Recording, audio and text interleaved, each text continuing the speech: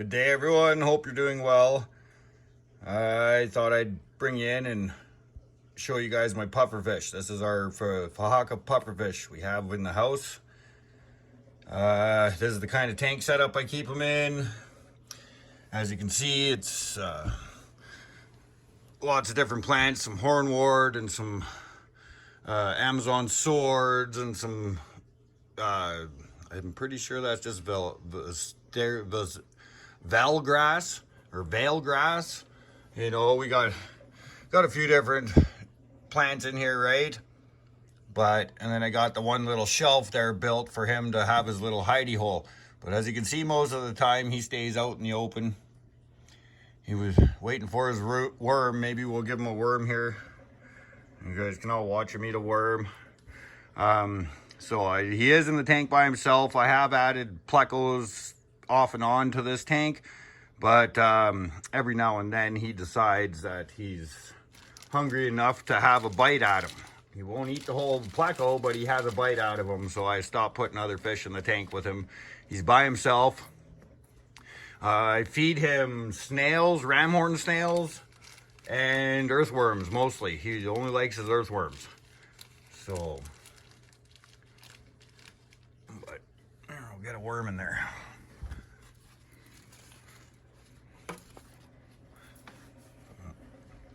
Yeah, we just usually give an earthworm like that.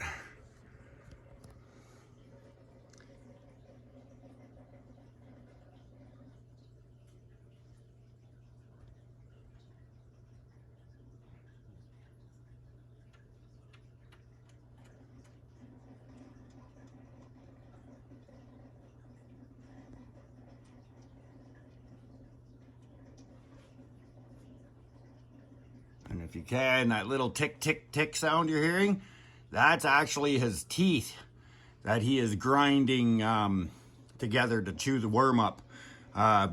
Puffer fish have beaks that continuously grow, so they have to continuously shave them down.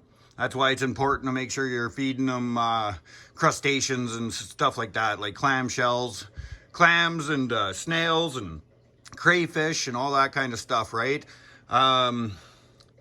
So they can continually trim that beak, because if they don't trim that beak down, it can overgrow to the point that they cannot eat anymore. So you got to pay attention to that. And you know, there is ways that you can take them out and trim down the beak yourself and stuff, but you know, that could be pretty stressful on you and the fish. So I would suggest just to be on top of his feeding schedule and making sure that he's happy and healthy. He or her, I should say. But because it's hard to tell if it's a boy or a girl with puffers. I think still to this day we haven't even actually noted or documented their actual breeding behaviors in the wild, because they breed at the bottom of the rivers, right, that they come from, in the Congo and like the Nile River and Africa basically and stuff like that. So they go down in the deep water, and that's where they have their babies, and we're not quite sure how they're doing it, but they're pretty cool fish. Super interactive. This guy likes to watch TV with us and stuff when we put on the TV, and when the cats and stuff come up to the tank and stuff like that, he interacts with all the cats and dogs. And pretty neat for a fish to actually watch them interact with the things outside of the tank. And that's one thing with puffers that I've noticed in keeping one here, is that he's super interactive. He likes to be paid attention to in a little bit. You know, like, hey, I'm here, notice me. Actually, when I first got him, his beak was overgrown a little bit. It's a funny story. I just figured I'll tell you because I thought it was pretty neat. But when I first got this puffer, his beak was overgrown. I was having a tough time getting him to eat and stuff like that, right? So it went on for, I don't know, 3, 4, 5 months almost, right? And the beak was getting really, really, really long. And I was like, hey man, I was watching videos. Okay, let's try and get this straight here for you guys. What it was is that his beak was overgrown. I couldn't get him to eat, right? So I'm watching YouTube videos to know what I need to do next. And I'm watching these videos about all of these guys taking the fish out and putting the clove oil and stuff like that to put them to sleep, and trimming their beaks themselves. So as I'm watching these videos, I was like, oh man, I'm not excited to do this at all, right? And the puffer's watching these videos with me too. And I'm like, you see what we're gonna have to do if you don't start doing something about your tooth, you know? And not even, I'd say 20 minutes later, I catch him over here banging his mouth off the edge of the rock. He ended up breaking the one tooth down shorter, and as soon as he did that, he was like super excited to show me, and he was at the front of the tank swimming around all super yay, yay, you know, all happy and excited, and then, you know, like showing me he broke his one tooth off. So I was like, oh, that was pretty cool, right? And yeah, he ended up breaking both his teeth off. And ever since him watching those videos, he was like, okay, I'll do it myself because I don't want you to do that, right? So I just thought that was a funny little story to share about my puffer. And, you know, just an insight of maybe how smart, you know, how much brain power and intelligence some of these fish, you know, they just might have. Like, you know, a lot of people just look at the fish as like, oh, they're just fish, you know, but after interacting with them for a while and watching their behaviors and how they interact with the outside world and all that, you can definitely tell that some fish have a way higher intelligence than others.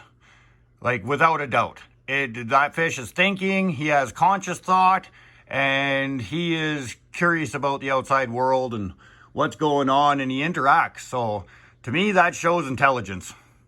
So yeah, to me, puffers are smart. And once you have them and they get used to you and you start, you know, enjoying one, they last a long time. They live for quite a few years. He's only in a 65-gallon tank here, planted heavily, as you can see.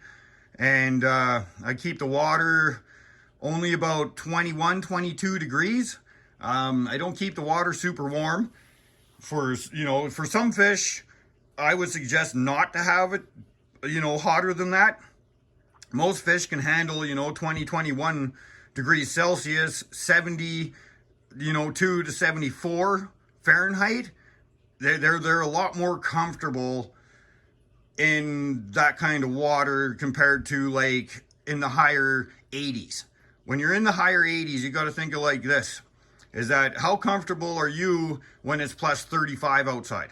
You're not very comfortable. You're hot, you're ornery, you're overheating a little bit, right? Well, your fish do the same thing. When the tank's really hot, it's a little uncomfortable for them, right? Now, I'm not saying, okay, you've kept your fish super hot for a long time, you should go drop the temperature. No, because then you're going to shock your fish. But, you know, as you're keeping your fish, you can you don't need to keep that temperature super, super hot. You know, they want it more comfortable, you know, just a little bit above room temperature. So, but yeah, I just thought I'd share that with you guys a little bit, ramble on a bit. Hopefully you got some value out of watching. Thank you for watching. Please subscribe, and I appreciate every one of you. Thank you so much. Over the next little while, I think we might deep dive in some of the literature that I do have here. As you can see, I do have quite a few books. There were three shelves anyways. You just can't see it. My TV's in front of it. But yeah, I got old. This is the Aquarium Society's library. So I'll deep dive into some of these books, and I'll bring you videos on, you know, proper care and stuff like that about different types of fish and stuff throughout these books and stuff. But all right, that's just a short video, and yeah, I just wanted to show you my puffer inside the house. It's just, yeah, I have a garage full of fish, and yes, of course, I have fish tanks in the house too. I have 3 of them, but this is the only one I'm going to show for now. Okay, have yourselves a good day, and yeah, we'll talk to you guys in a bit. Bye now.